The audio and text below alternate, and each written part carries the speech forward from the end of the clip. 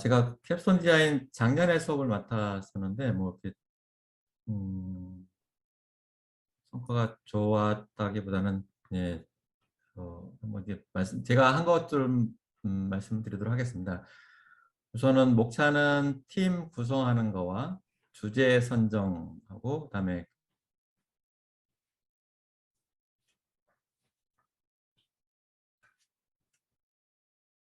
첫 번째로 학생들 팀 구성하는 것이 좀, 교수님들께서 좀 여러 가지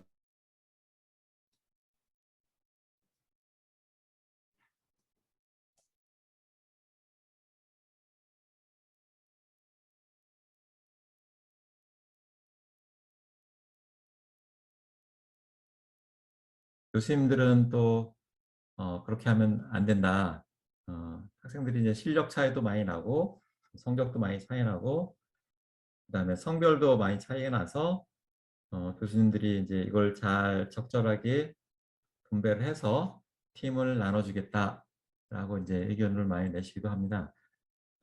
그리고 팀원도 좀 3명에서 한 5명 정도로 뭐 이렇게 소규모 팀인 경우도 있고 어떤 팀은 뭐 한 10명, 뭐 아주 많은 데는 20명까지도 이렇게 좀 하기도 하는데 저는 학생 수는 이제 3명에서 5명을 많이 하는 경향이 있고 팀은 학생들 자율적으로 구성을 하고 하라고 이야기를 많이 합니다.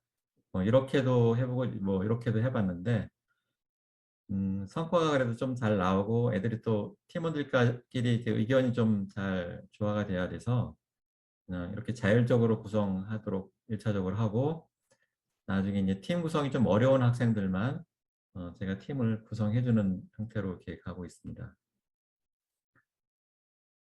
그 다음에는 그 보통 학과 수업 있어서 한 학과에서 과목 단위로 팀을 이제 구성을 하는데 여러 개 학과로 구성되는 경우도 좀 드물게 있습니다. 그래서 여러 개 학과로 좀 예전에도 한두 번 시도는 했었는데 좀 쉽지는 좀 않더라고요.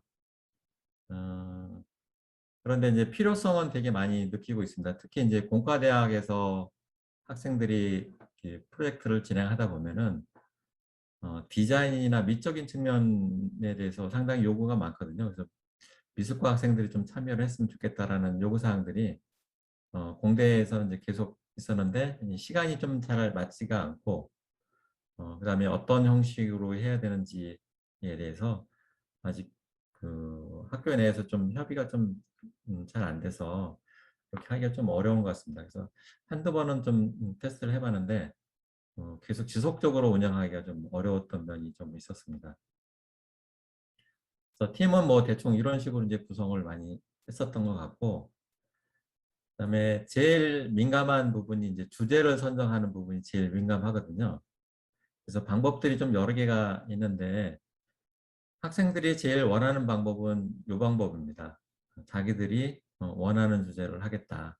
이 방법을 이제 가장 원하는 거고, 그다음에 이제 교수님들은 또요 교수님이 선정하는 거를 또 원하는 경우가 많고요. 그다음에 학교 사업단에서는 뭐 이런 주제를 좀 했으면 좋겠다라고 하기도 하고, 그다음에 이제 교육부나 이런 산업계에서는 가급적이면 산업체 주제로 좀 해줬으면 하는 요구사항들이 좀 있습니다. 그래서 각각이 조금씩 다르긴 한데요. 어떻게 주제를 선정하느냐에 따라서 좀 결과물이 가장 큰 차이가 나지 않나 이렇게 생각을 하고 있습니다.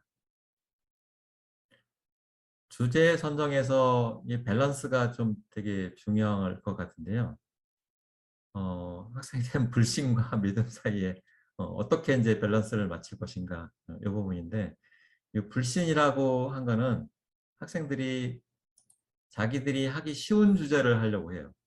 자기가 아는 주제를 하려고 하고 그래서 쉽게 과목을 진행을 하고 어떻게 결과물을 좀 잘 낼 수 있는 거 이런 식으로 좀 주제 선정을 계속 하려고 합니다.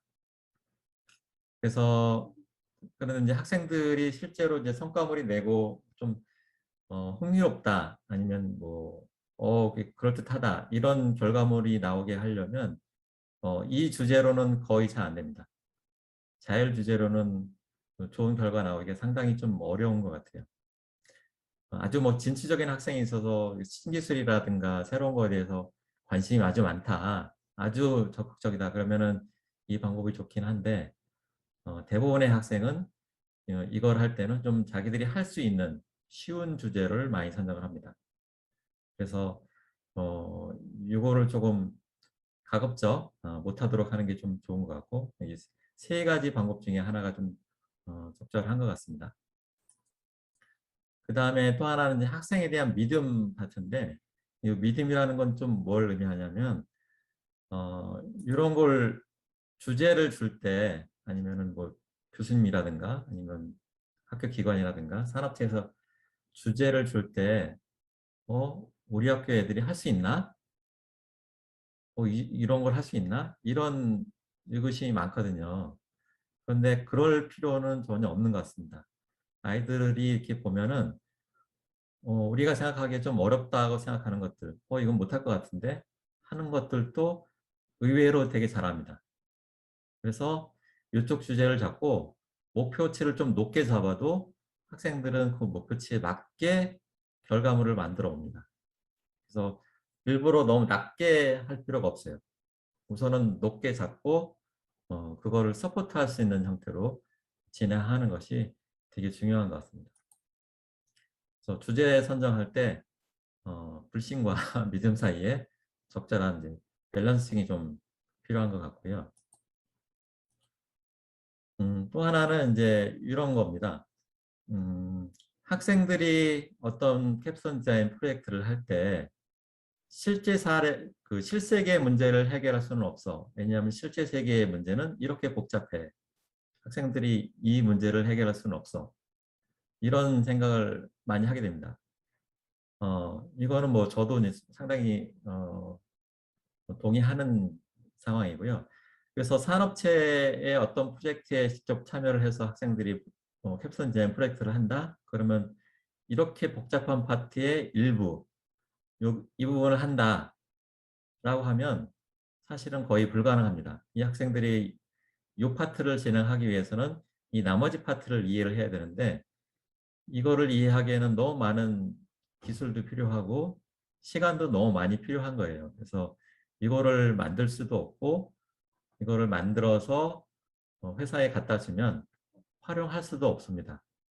그래서 이런 복잡한 시스템에 대해서 일부를 진행한다는 건 사실은 불가능하고, 이거를 아주 단순화한 이런 조그만 시스템을 만드는 거는 상당히 가능합니다. 이런 거는 아주 뭐 수업 시간에 하는 것들이기 때문에 이것들은 좀 쉽게를 할 수 있어요. 그런데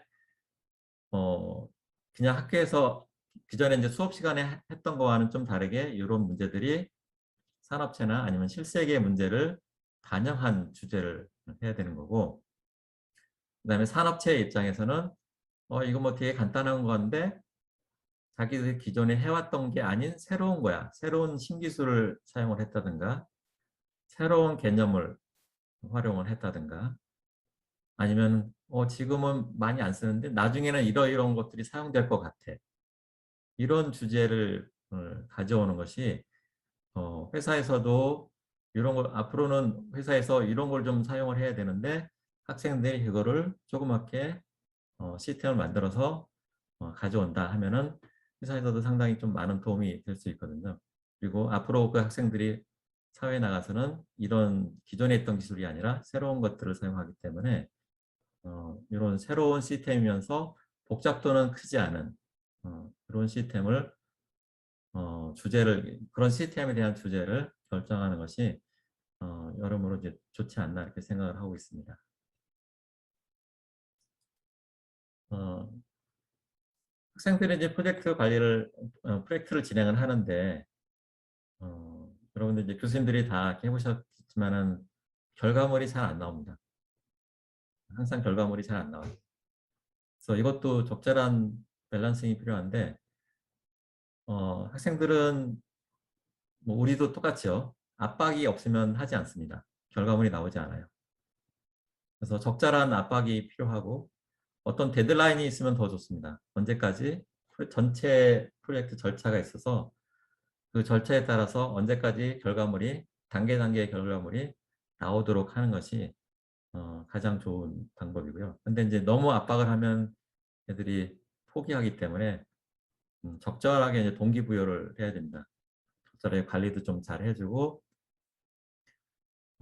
필요하면은 좀 칭찬도 좀 해주고 등등 해서 요 압박과 동기부여를 적절히 해서 어, 기간에 맞게 결과물이 나올 수 있도록 하는 것이 되게 중요한 것 같습니다.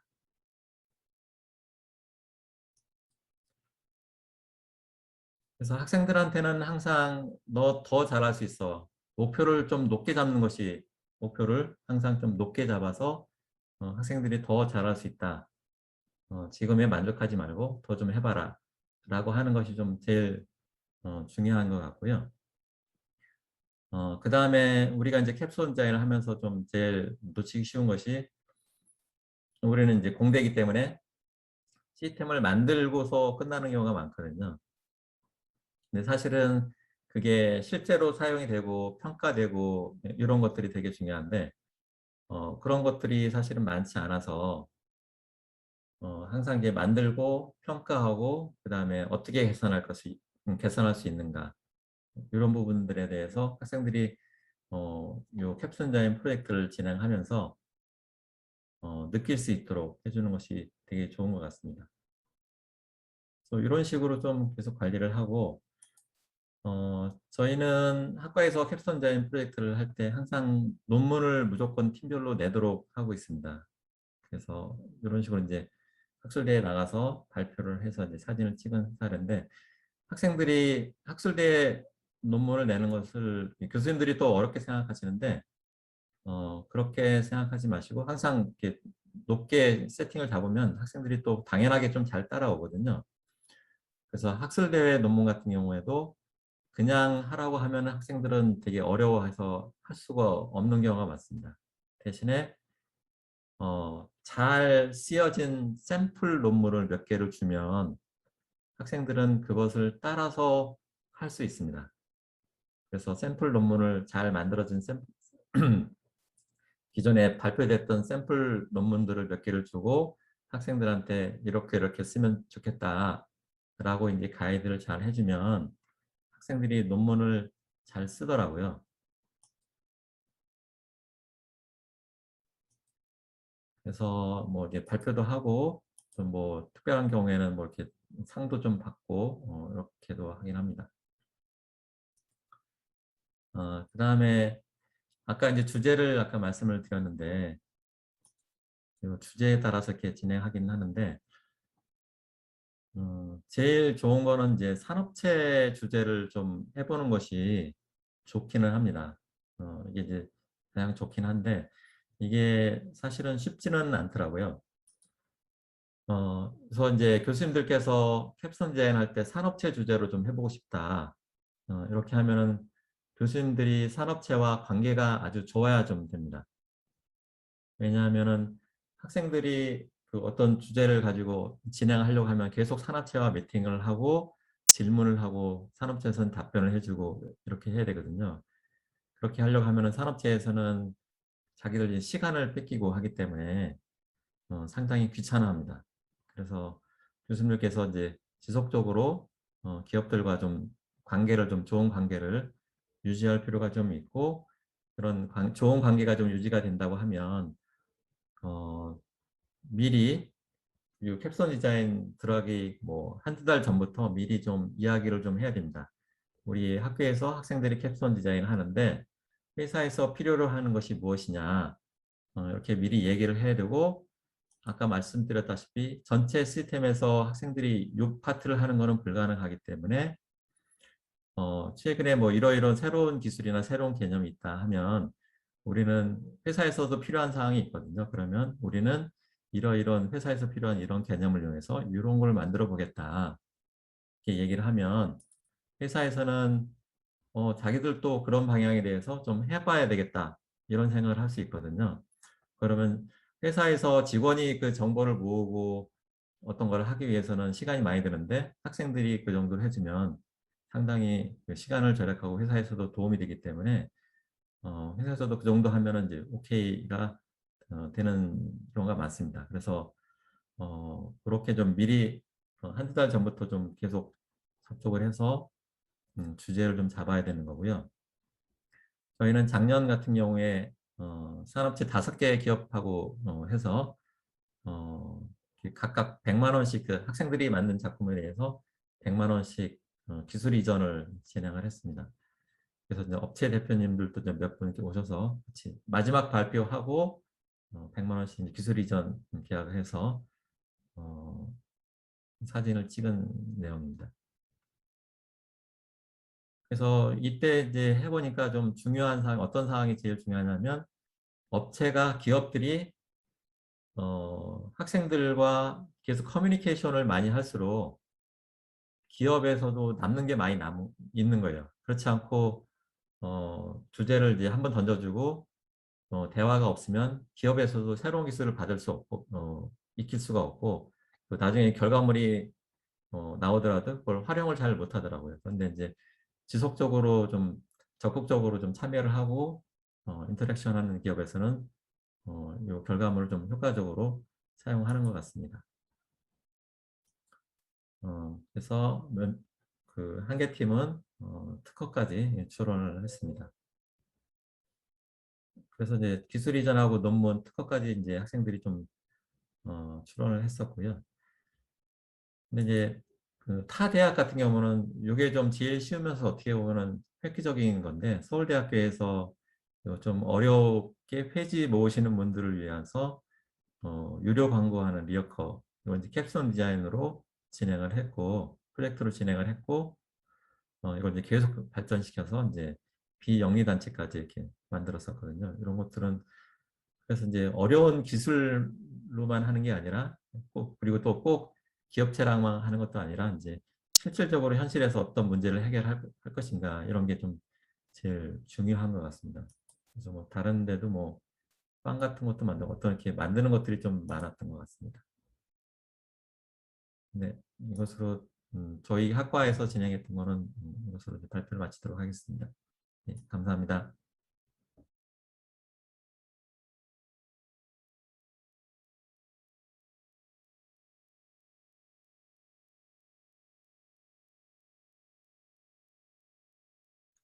예, 안녕하십니까. 경영학과의 우영로입니다. 그 전화를 받았을 때도 그렇고 제가 특별히 그 잘한 부분이 별로 없어가지고 고민을 많이 했는데요. 최 교수님 발표하신 거 보니까 제 말씀드릴 내용이 좀 사족이 될 것 같긴 합니다. 근데 이제 저는 따로 뭐 자료를 준비했다기보다는 학생들한테 교재로 사용했던 부분 일부분만 발췌를 해서 교수님들한테 제가 어떻게 했는지 이렇게 좀 알려드리는 시간을 좀 갖도록 하겠습니다. 뭐 초대에 말씀드린 것처럼 제가 잘한 건 별로 없는 것 같고요. 왜냐하면 제가 잘했다면 제가 지도했던 캡스톤 디자인의 학생들이 다 좋은 성적을 냈겠죠. 하지만 이제 베리에이션이 있다는 얘기는 저의 역할이 그렇게 크지 않았다라는 저는 생각을 하고 있습니다. 그래서 뭐 제가 했던 방식은 좀 참고만 하시면 좋지 않을까라는 생각을 하고 있고요. 첫 장을 보시면 이제 이 부분은 저는 그 캡스톤 디자인에 그 가야 될 길 로드맵을 아예 정하고 갔습니다. 통상 잘 아시듯이 이제 그 뭐 PDCA라는 방법을 많이 쓰는데 저는 이 식시그마라는 그 프로그램에서 이용하는 이제 디메이라는 거를 학생들한테 제시를 하고요. 요 단계를 쫓아서 가겠다라고 이제 얘기를 했습니다. 또 간혹 이제 그, 여기의 핵심은 이제 기존의 문제들을 이제 개선하는 데 있는 거고요. 인프로. 그게 아니라 이제 개발을 하겠다 또는 디자인을 하겠다 그러면 이제 여기 교육공학에서 많이 쓰는 이제 에디 방법이 있는데 요거를 이제 병행해서 이렇게 진행을 했습니다. 요거에 대해서는 이제 좀 더 설명을 드리려고 합니다.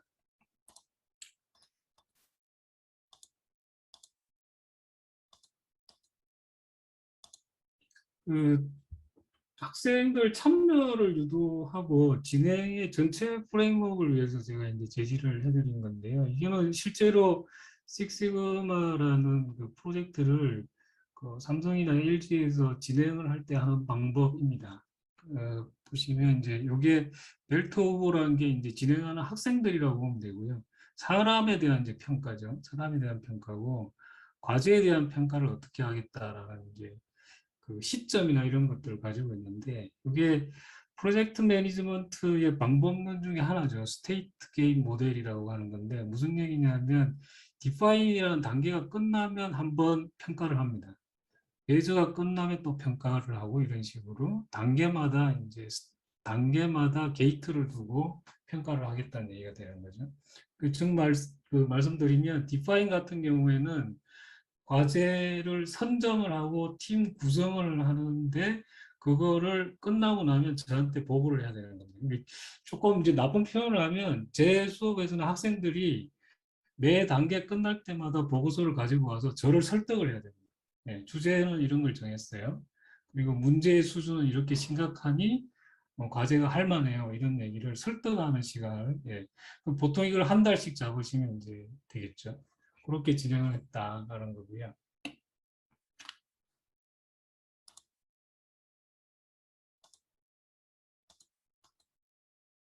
디파인 단계는 식시그마의 그 원칙은 이렇게 가는데 이거를 다 요구할 수는 없었습니다. 그래서 아주 핵심 부분만 얘기를 했는데, 그러니까 한 달 동안 하는 거는 여기 보시면 이제 팀 구성을 해야 되는 거고요. 그 다음에 이게 내가 하고 이런 게 하고 싶어요라는 걸 말로는 하지 않겠습니다. 그래서 그 과제의 커스터머가 있을 겁니다. 이걸 하면 누가 좋아지는 거다. 이 과제는 누구를 위해서 하는 거다라는 게 정해지면 그 커스터머한테 가서 보이스 오브 커스터머, 그러니까 그 고객의 목소리를 들어와라. 그러니까 설문을 해서 가지고 오든 아니면 몇 명 인터뷰해서 가지고 오든 간에 이 과제가 커스터머한테 중요하다는 것을 저한테 설득할 수 있는 자료들을 정리하도록 그렇게 만든 게 이제 디파인 단계라고 보시면 되겠습니다. 그리고 팀 구성 같은 경우에는 아까 최 교수님 말씀하신 걸 저는 좀 섞었는데요. 저도 이제 5명, 6명 정도가 맥스라고 생각을 하는데 그 이상이 넘어가면 프리라이더가 발생을 합니다. 잘 아시겠지만. 그래서 저는 이제 섞어서 쓴 게 교수님 저는 약간 귀찮은 작업인데요. 2명 또는 3명 정도는 그 학생들이 하고 싶은 사람들의 그 의견을 받습니다. 그러니까 3명이 할래요, 2명이 할래요라는 걸 쭉 받고요. 나머지 2~3명은 그냥 랜덤 어사인을 했습니다. 예. 그래서 친해서 팀워크를 좀 더 상승시킨 상태에서 진행할 수 있는 장점하고 좀 다이버시티를 유도할 수 있는 친하지 않는 좀 생소한 팀원들도 섞여서 이렇게 돌아갈 수 있도록 그렇게 팀 구성을 했습니다. 지금 보시는 거는 주제 산정 때 그냥 아이들이 좋아하는 그런 거 하고 싶은 걸 가져오라 이렇게 시킨 건 아니고요. 제가 나름대로 그 기업에서 신사업을 발굴할 때 이런 도구들을 쓴다라는 사례들을 1시간 정도 강의를 했습니다. 그 예를 들면 뭐 이거 같은 경우 옛날에는 이제 보이스 오브 커스터머 중에 불만이라든지 불평이라든지 그거를 해결해 주는 게 프로젝트고 과제라고 많이들 생각했는데요. 최근에는 기술력이 엄청 좋아지다 보니까 오버 세티스파이스드 커스터머에 대해서도 관심을 갖게 되어 있습니다. 무슨 얘기냐면 그 불평 불만의 고객들이 언더 세티스파이드인데 이 지금 뭐 핸드폰이라든지 예를 들면 학생들한테 설명할 때는 제가 엑셀을 설명드리는데 엑셀의 기능이 이만큼이면 실제 쓰는 건 한 10%밖에 안 되거든요. 그 엑셀의 기능은 오버 세티스파이드 되어 있는 거죠. 그러면서 엑셀은 이것만큼의 돈을 받는 겁니다. 내가 필요한 건 이만큼인데. 이런 고객들에 대해서도 우리가 그 타겟으로 해서 과제를 뽑을 수 있다. 이런 아이디어를 뽑을 수 있는 도구들을 1시간 정도 이 경영에서 주로 얘기하는 새로운 사업거리를 찾는 것들에 대해서 이제 설명을 해줬는데, 근데 뭐 이 전부 다를 말씀드리긴 좀 힘들고, 어쨌거나 하고 싶은 거 가지고 오세요 이것보다는 기존의 아이디어를 도출할 수 있는 방법론들을 1시간 정도 배정을 해서 설명을 해서 과제를 도출하도록 그렇게 했다라는 말씀을 드리고요.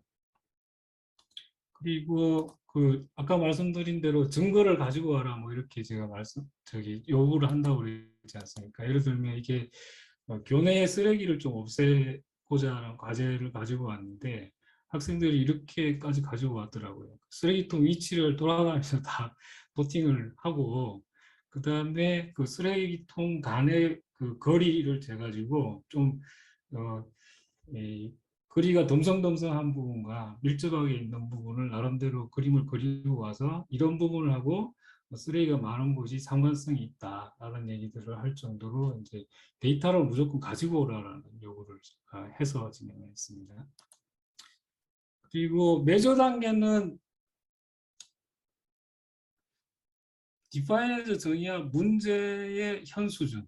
그게 이제 100점 만점에 몇 점이냐를 이제 무조건 측정을 하겠습니다. 근데 그 방법론에 익숙하시면 잘 아시겠지만 이건 어떤 의미가 있냐 그러면 이 메저 단계 때 어떤 그 측정 방법을 정하고 기준을 정하고 그게 뭐 60점이었다라고 정의가 되면 이 프로젝트가 끝나고 나면 똑같은 방법으로 이 60점이 80점이 됐다라는 거, 이 갭을 과제의 성과로 보겠다는 게 저와의 약속이 있는 거죠. 예, 그게 이제 매조의 의미가 되겠습니다. 그러니까 현수주를 측정한다는 자체가 뭐 중요한다고보다는 현수주를 측정함으로써 과제가 끝난 다음에 이 성과를 이걸로 보겠다. 이거는 이제 프로젝트 매니지먼트에서도 굉장히 중요한 사항으로 이제 얘기를 하고 있습니다. 무슨 얘기냐면 끝나고 나서 그냥 잘 됐다는 얘기를 어떻게든 또 만들어내야 되는 부분들이 있는데 그게 프로젝트 초기에 기준은 디파인에서 정의한 문제의 수준 가지고 점수를 매긴 다음에 끝나고 나서 그게 상승했다라는 갭으로 프로젝트 성패를 좌우하겠다라는 얘기죠. 그리고 뭐 참고로 저 링크 사업단에서 그 추진하는 방향성하고는 조금 안 맞을 수 있는데 지금 보시는 것처럼 캡스톤 디자인이 무조건 성공해야 된다 이런 것보다는 이 방법론에 맞춰 가지고 뭔가를 계속 만들어가는 그러면서 문제 해결 방법 그리고 뭔가 아이디어가 있으면 그거를 진행하는 방법을 체득하는 게 1차 목표였습니다. 1차 목표.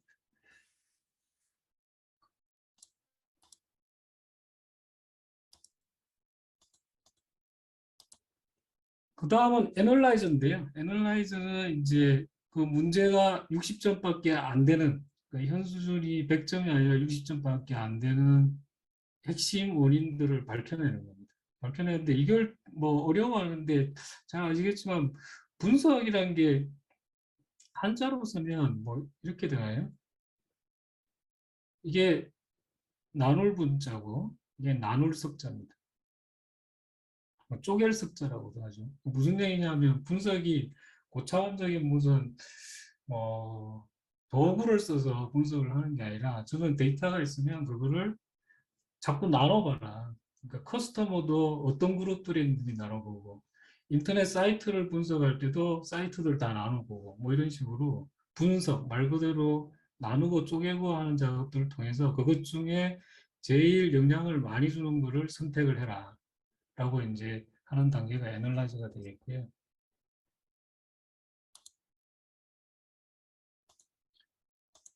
AI는 사실은 뭐 한꺼번에 한 달 안에 해낼 수도 있긴 한데 이 인프루가 이제 실제 개선안이 나오는 겁니다. 근데 여기 이제 주의하실 거는 저도 잘 안 되고 제가 학생들한테 거꾸로 강조하고 학생들도 잘 안 되는 능력인데 우리가 사실은 문제 해결에 있어서 굉장히 영민합니다. 무슨 얘기냐면 이런 문제 할래요라고 하면 벌써 인프루브를 염두에 두고 생각을 하거든요. 네, 굉장히 연민합니다. 그런데 그 원래 개선안은 그게 아니라 애널라이즈에서 밝힌 바이탈 퓨 X 얘에 대해서 개선안을 합니다. 문제에 대해서 개선안을 내지 말고 찾아 넣은 바이탈 퓨 X 그렇죠? 뭐 때문에 확실히 문제가 발생하고 있는지 얘만 개선하면 되는 건지에 대해서 그거를 토출을 했으면 그거를 개선하라라고 계속 이제 얘기를 하는데요. 이거는 하고 나서 학생들이 훨씬 더 그냥 러프하게 시작할 때 가졌던 생각보다는 훨씬 더 다양하게 개선안을 낼 수 있었다라고 이제 평가를 해주고 있는 그런 예입니다.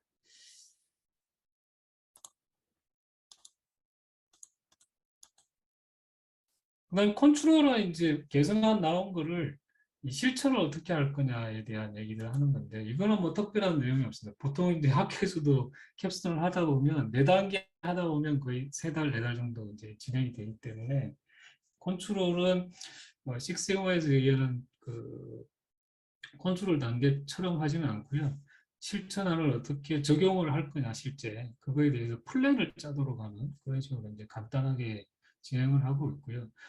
혹시 의문을 가지실까 봐 또 말씀을 드리면 이게 타이트하게 제가 끊어서 뭐 이렇게 간다기보다는 어떤 팀들은 디파이널 2개월, 3개월 하는 팀들도 있습니다. 왜냐하면 가져온 거를 통과를 못한 거예요. 바꾸기도 하고 줄이기도 하기 때문에 디파이널 3개월 정도 하고 MAI를 뭐 한 달 만에 끝낸 팀들도 있는데 성과는 뭐 그 팀이 나빴다고 할 수는 없습니다. 예. 그런 식으로 진행을 했고요.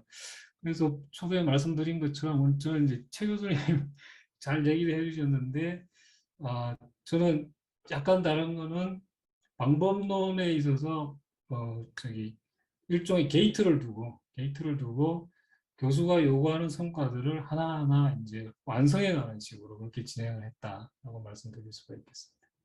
이상입니다.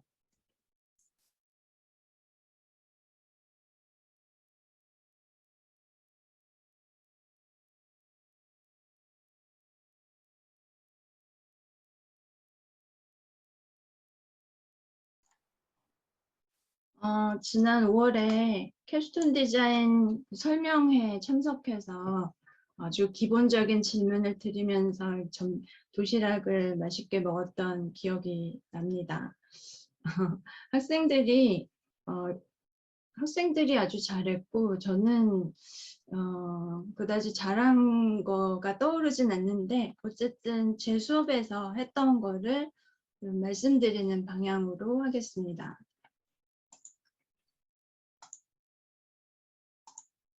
제 수업 명칭은 공간 연출 1이고요. 그리고 공간에 대한 어떤 생각이나 뭐 툴 이런 것을 활용해서 공간에 효과를 주는 그런 커다란 방향성이 있습니다.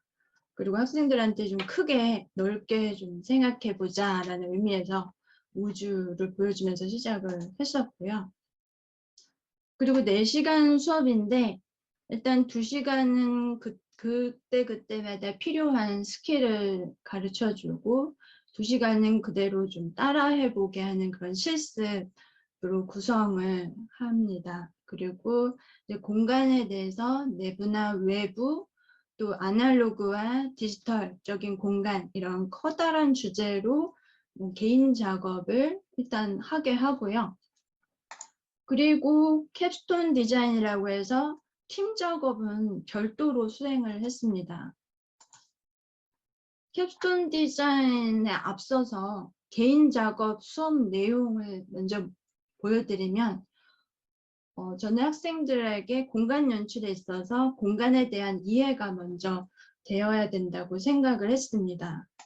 그래서 아날로그적인 공간 입체를 만들기 작업을 했었고 그리고 아날로그에서 디지털 공간 연출을 위해서 사진 편집의 그 프로그램 스킬과 그리고 동영상을 만드는 그런 스킬, 학생들이 그 스킬을 잘 모르는 상태였어서 이 부분이 필요했었고 그리고 영상 제작을 하면서 그 공간 연출을 위한 응용이나 적용 이런 측면에 초점을 둔 그런 시간이었습니다. 캡스톤 디자인 팀 작업을 시작하기에 앞서서 팀 편성 조사표를 나눠줬었습니다. 이거는 그동안 있었던 교수법 특강 들은 내용 중에 알게 된 사항인데 실제로 학생들의 생각을 참고하는데 유용했습니다. 학생들이 팀 작업을 꺼려하는 이유로 이제 팀의 결과물이 팀별 평가로 이루어지고 이런 이야기도 많았었고, 그리고 일반적으로 학생들이 팀 작업을 좋아하지 않다는 것도 조금 알고는 있었지만 막상 이렇게 글에 쓴 걸 보니까 좀 당황스러운 부분도 있었습니다. 그리고 이렇게 좀 성향들을 분석을 해보니까 외부로 나가기 좋아하는 학생들, 내부에서 이렇게 실내에서 작업하기 좋아하는 학생들, 또 업체랑 연계되면 적극적으로 활동을 할 것 같은 학생들, 이렇게 좀 묶었었고, 그리고 특별히 지적 장애 학우가 한 명 있었어서 포용력 있게 좀 소외되지 않게 챙겨줄 만한 그런 학생이랑 같이 구성을 하려고 노력을 했습니다. 그리고 팀명 정하는 것도 있던데 약간 즉흥적으로 정한다는 그 MZ세대의 특징을 알고는 있었지만 파란 감자라든가 무명이라든가 MNNs 역시 조금 당황스러운 부분이 있었고요. 근데 팀원 안에서 이제 각자 역할을 분명하게 정해서 책임감을 가지도록 유도를 했고요. 그리고 총 5명씩 4팀이었는데 어느 팀들은 학생들이 원하는 것과 기업체의 수요가 잘 맞아서 진행이 잘 된 팀도 있었고, 그래서 종이로 팝업카드를 만들어서 서점에 배치를 하고 뭐 블로그에 홍보하고 뭐 추후에도 페어에 나간다고도 하고 그렇게 잘 연결이 됐습니다. 그리고 저도 생각을 못했는데 이제 기업체가 없이도 이제 바닷가나 자연을 대상으로 해서 학생들이 마치 기업체가 된 것처럼 학생들이 기획을 구상을 하는 작업도 하더라고요. 그리고 이제 이렇게 모형을 만들고 제안을 할 만한 이미지를 하고, 그리고 교내의 갤러리에서 전시를 한 그런 광경입니다. 4팀 모든 학생들이 작품을 학기 말에 교내에 있는 도림 갤러리에서 전시하도록 했었습니다. 그리고 서산동 시어마을 주변 마을 주민들의 그 칭송과 뭐 환호를 받으면서 학생들은 좀 부담을 느끼면서 작업을 했던 벽화입니다. 어두운 밤거리를 태양열 에너지를 밝혀주는 이 조명 설치가 지금도 되어 있는 상태이고요. 그리고 앞서 이제 개인 작업 때 영상 작업 만들게 했던 그 스킬, 가르쳐줬던 스킬만을 가지고도 동영상 팀 작업 때 영상 제작을 해보자 했었습니다.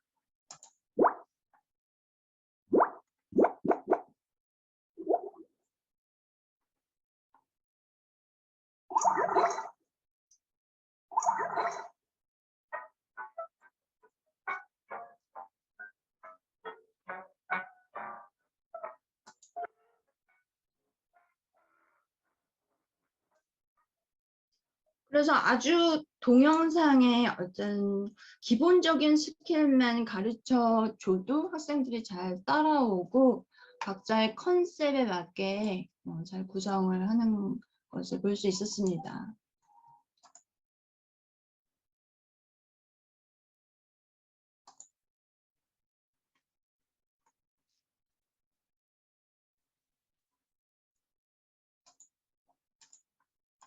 그리고 캡스톤 디자인 과정을 요약드리면은 먼저 구상을 하고 주제가 다 달라도 이제 제작을 하고, 그리고 이제 그 앞서서 캡스톤 디자인과 별도로 개별 작업에서 사용했던 그 스케일을 가지고 영상 제작물을 만들고, 그리고 교내에서 갤러리에서 전시를 하는 그런 프로세스가 있었습니다.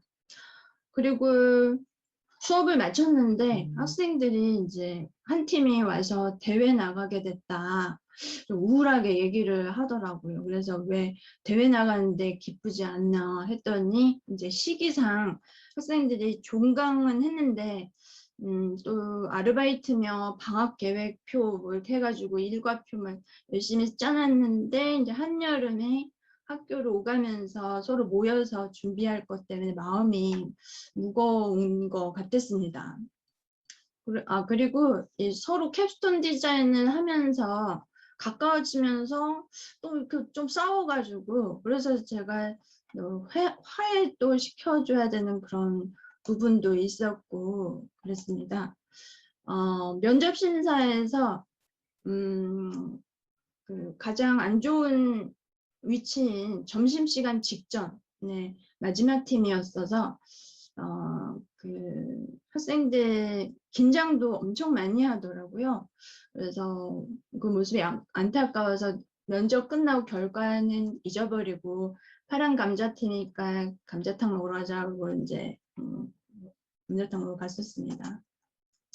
그리고 면접 상황이긴 했지만 결과는 그렇고 뭐 신경 쓰지 말고 긴장 풀고 재밌는 추억으로 남도록 하자 해서 뭐 저는 이런저런 사진을 찍어줬습니다. 뭐 여기 보시면 뭐 안경이 이상한 안경도 쓴 것처럼 이렇게 해주고 그랬었고요. 그리고 VR 전시한 상황도 있던데 이 보니까 연세대학교나 뭐 다른 학교 VR 갤러리 결과물들을 보니까 저는 4-5개의 과제물 중에 하나를 캡스톤 디자인을 팀 작업을 해서 그걸로 발표를 하도록 했는데, 다른 학교들 보면 학기 전체를 캡스톤 디자인을 학생들이 참여를 해서 여러 결과물이 완성도 있고 밀도가 있는 걸 보면서 동등하게 이렇게 평가를 받는 거 보고 좀 학생들한테 미안한 마음도 좀 들었습니다. 많이 위축이 된 것 같았어요. 그리고 캡스톤 디자인 페어라는 이제 전국 대회 학생들이 뭐 나가고 이제 상을 받는 장면인데, 역시 준비한 거에 비해서 나름 방학 때 모여서 준비하고 그랬는데 이제 약간 그렇게 우울한 모습으로 좀 이렇게 수상도 받더라고요. 학생들이 이런 어쨌든 그 뜻깊은 경험을 가질 수 있도록 링크 플러스 사업단 관계자분들께서 또 평소에도 유익한 프로그램을 위해서 끊임없이 노력해 주신 분들께 정말 감사드리고요. 특히 이제 학생들 세심하게 챙겨주셨던 오유미 선생님께도 특별히 감사드립니다. 네, 저는 발표 여기까지 하겠습니다. 감사합니다.